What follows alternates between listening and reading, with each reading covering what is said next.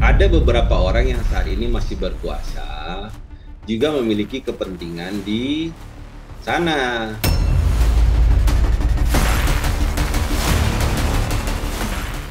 Pasti bermain dengan oknum penguasa. Patut diduga itu ada bermain dengan oknum penguasa.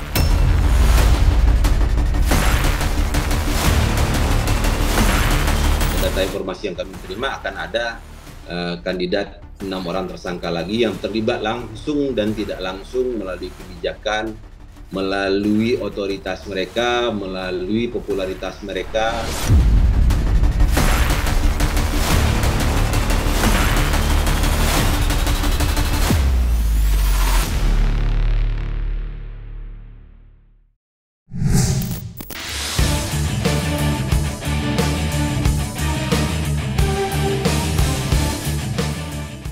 Kontroversi di sepanjang jalannya proses penyidikan kepada para terduga tersangka kasus mega korupsi PT Timah hingga kini masih menjadi topik yang ramai dibahas oleh khalayak luas. Tidak hanya oleh masyarakat, namun hal ini juga tak lepas dari sorotan para pakar hukum yang terus memantau pergerakan Kejaksaan Agung dalam mengungkap kasus yang telah merugikan negara 271 triliun rupiah.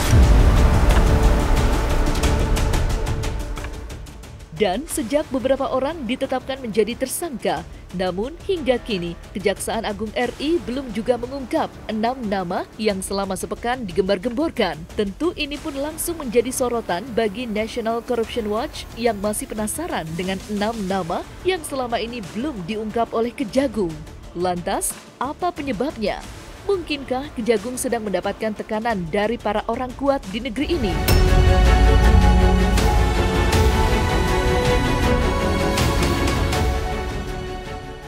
Dan kami pun di NCW lagi menunggu yang katanya ada 6 orang lagi yang akan ditetapkan tersangka.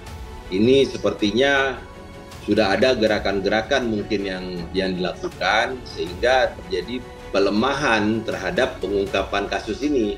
Ada beberapa orang yang saat ini masih berkuasa, juga memiliki kepentingan di sana. Bahkan ada yang saat ini yang akan segera berkuasa juga memiliki smelter di sana, smelter timah di sana. Ini mungkin membuat di Kejaksaan Agung tidak segencar awalnya. Jadi berhenti hanya orang-orang yang menurut hemat kami di NCW ini bukan pelaku utamanya. Pasti bermain dengan oknum penguasa. Patut diduga itu ada bermain dengan oknum penguasa. Nah, ini penguasa siapa saya tidak tahu, ya. Nah, oknum penguasa ini yang mengamankan kan, sehingga akhirnya bisa berjalanlah proses ini sampai bertahun-tahun. Kan nggak mungkin dong dikeruk, dibolongi, kok masyarakat di sekitar tuh diem aja, kayaknya nggak mungkin. Terus mungkin ada aparat-aparat itu ya, masa ya didiamkan aja kan ya nggak mungkin. Kok negara seolah-olah mendiamkan? Ini kan pengerukan, ini kan pengerusakan. Kok dirusak itu kan masa kan kelihatan di situ. Kok ya didiamkan? Kok bisa ya bertahun-tahun ini terjadi dan baru kali ini dipermasalahkan? Loh, pertanyaan saya kemarin kemana? Selama bertahun-tahun ini kemana? Kok didiamkan saja? Apakah tidak ada yang tahu?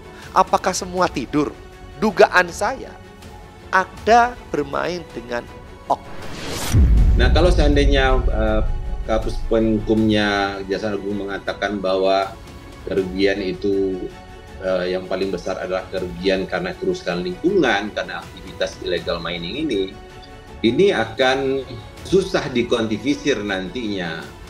Karena angka 271 triliun itu pasti sudah ada perkalian dari produksi biji timah berapa ribu ton, berapa puluh ribu ton, berapa juta ton yang sudah diambil selama ini atau ditransaksikan selama ini puluhan tahun. Kalau dikatakan kerugian ini lebih banyak atas kerusakan lingkungan, saya akan pertanyakan jadinya, Helena Lim kaitannya dengan kerusakan lingkungan apa? Karena Helena Lim ini kan hanya sebagai kendaraan untuk mereka bisa mentransaksikan uangnya kan melalui money changer yang dimiliki Helena Lim.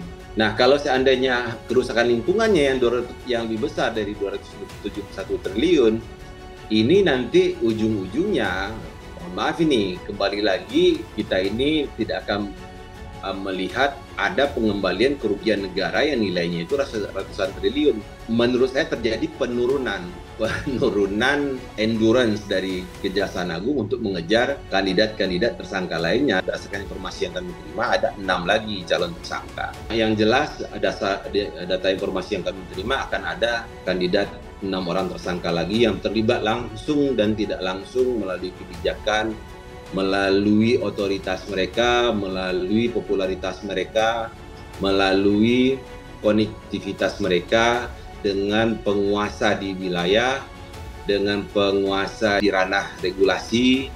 Dugaan-dugaan ini seharusnya menyentuh beberapa orang ternama di Indonesia.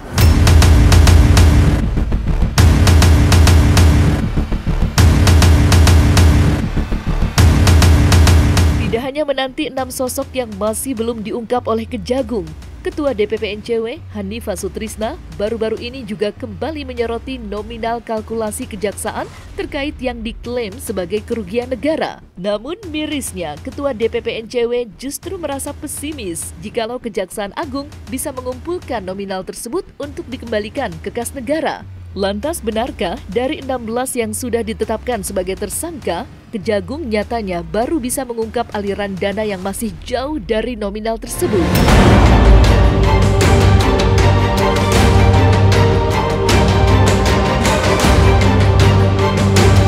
Tapi melihat dari apa keterangan yang terakhir ini, kami melihat ada inkonsistensi dari teman-teman di Kejaksaan Agung untuk bisa mengungkap korupsi mineral timah ini menjadi suatu pengungkapan korupsi terbesar yang pernah ada di Indonesia. Gitu. Ini kan nilai korupsi terbesar yang pernah didalilkan aparat penegak hukum di Indonesia, kerugian negaranya yaitu 270 triliun.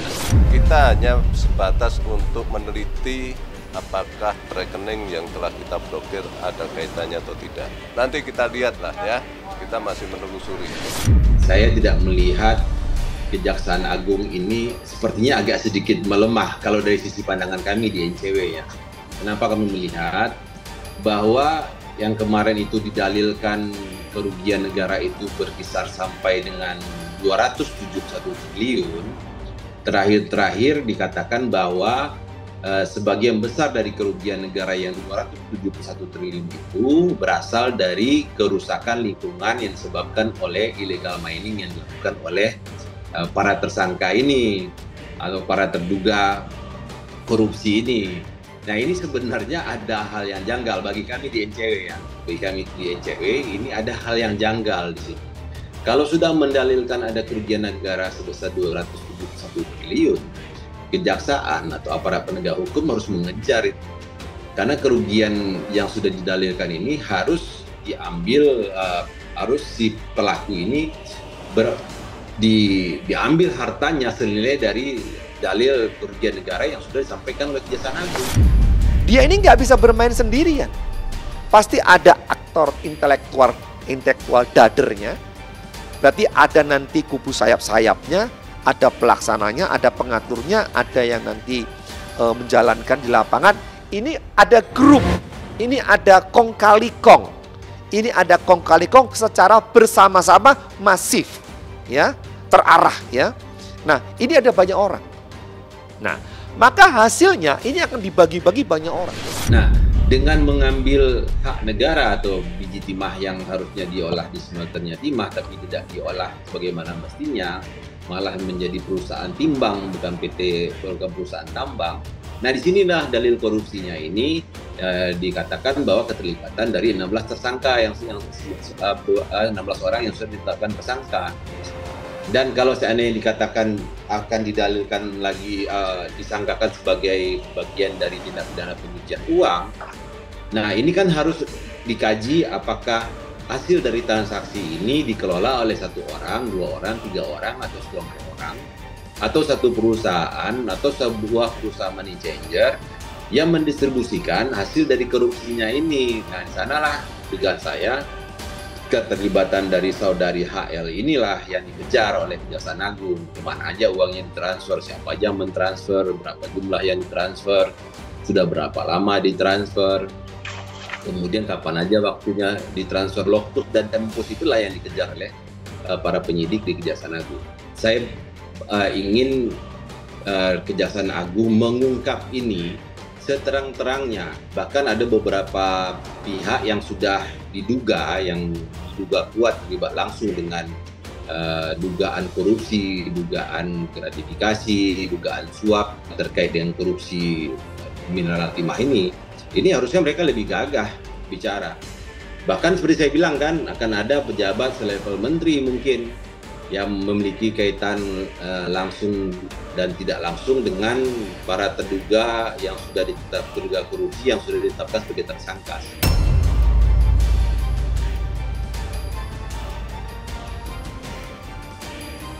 Nominal 271 triliun rupiah hasil dari dugaan tindak pidana korupsi PT Timah menjadi salah satu kasus korupsi terbesar sepanjang sejarah Indonesia. Namun, munculnya jumlah tersebut masih menjadi perdebatan, mengingat nominal itu hanyalah dampak dari pengrusakan alam yang dilakukan oleh para oknum yang tak bertanggung jawab. Diperkirakan jika nominal tersebut bisa saja bertambah, jikalau Kejaksaan Agung dapat mengusut tuntas tindak pidana yang sudah terbilang parah ini. Entah apakah nantinya nominal itu akan bertambah atau tidak. Hal itu bisa saja terjadi jikalau ada kemungkinan yang selama ini tidak bisa diduga-duga. Lantas, akankah nominal itu akan bertambah banyak bila masyarakat sekitar juga menuntut atas dampak yang dialami selama ini?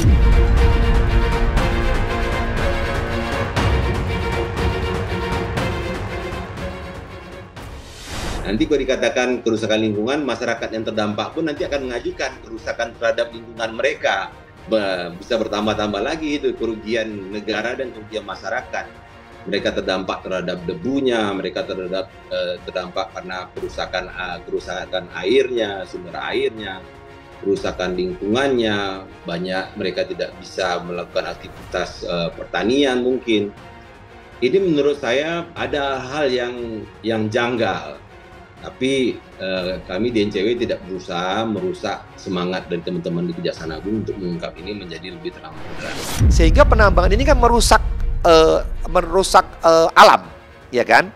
Nah, karena merusak alam inilah itu dihitung kerugiannya perusakan alam ini. Jadi dihitung kerugiannya. Oh, ini alamnya sudah rusak. Rusaknya sejauh mana? Bagaimana memulihkannya? Nah, itu dihitung secara, kalau menurut hemat saya, secara asumsi. Nah, setelah dihitung asumsi, muncullah angka 271 triliun. 271 triliun ini sepengetahuan saya, ya, itu adalah kerusakan yang terjadi. Nah, beda dengan hasil daripada penjualan pengerukan itu.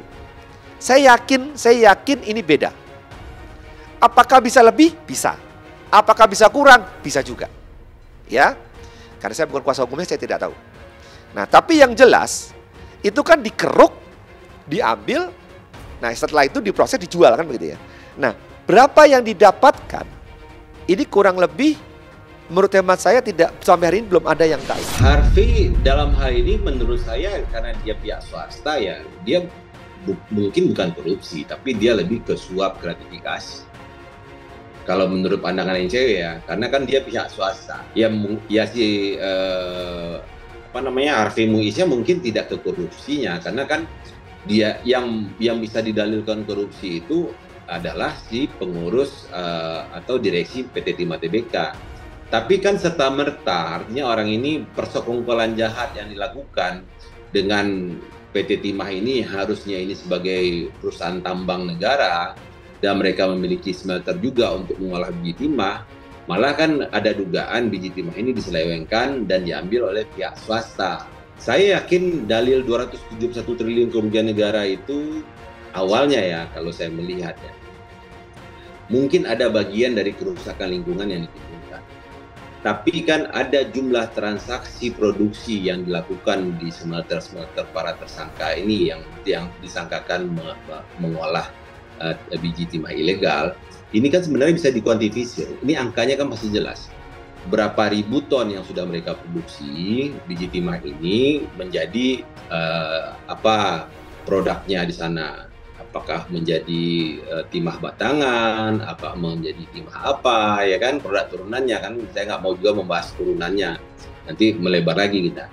Nah, hasil dari produksi ini kan bisa dikuantifikasi, angka itulah yang didalilkan bahwa kerusakan lingkungan plus dengan jumlah penambangan ilegal, pembelian ilegal dari biji timah di lokasi iupnya Antam, iupnya PT Timah, di sanalah kerugian negara, di sanalah korupsi, di sanalah dugaan ada yang korupsi, ada dugaannya kolusi, ada dugaannya gratifikasi, ada dugaannya suap yang dilakukan oleh beberapa tersangka dari 16 tersangka yang sudah ditetapkan oleh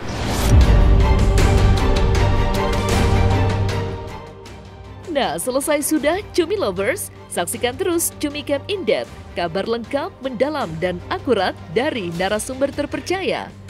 Dan jangan lupa untuk like, subscribe, dan juga share channel YouTube Cumi Cumi.